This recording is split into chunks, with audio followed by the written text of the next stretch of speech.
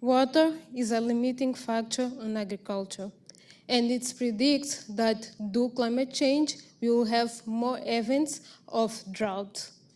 Well, if you have more events of drought, then that means that we will not be producing enough. We will not have people that are happy, like those smiling girls in my slide, because they have enough food. My research aims to identify species that they can be used as a source of genes of drought tolerance and use them to improve sweet potatoes. At this point, you may be asking, why sweet potatoes? Why not another crop? Well, about 117 countries grow sweet potato around the world. And 90% of those countries, they're actually developing countries. And those developing countries, they eat sweet potato as a staple food. Please raise your hand if you had lunch today. Well, I can see that few people actually had eaten your lunch. I'm sorry for those ones that they did not.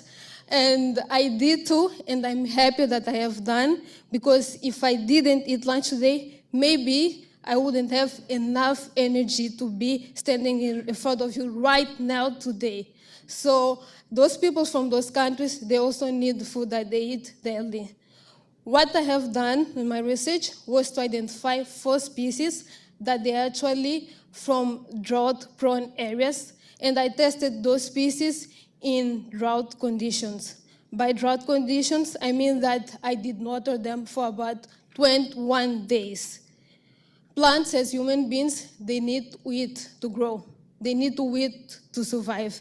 And the way how they actually get their food is through water and also through carbon dioxide. And they got carbon dioxide by leaves. The plants that I actually tested, at some point, they lost all their leaves. It means that they're not actually getting their food. After some point, I began to irrigate the plants, and they developed new foods. New leaves. That means that they actually were able to recover from drought, and they have the potential to be used as a source of genes to improve sweet potato to drought tolerance. So you can see my research. Probably for what I found up now, I can use the results of my research to improve sweet potato to drought tolerance, and that will be also a way to mitigate the effects of drought on agriculture. Thank you.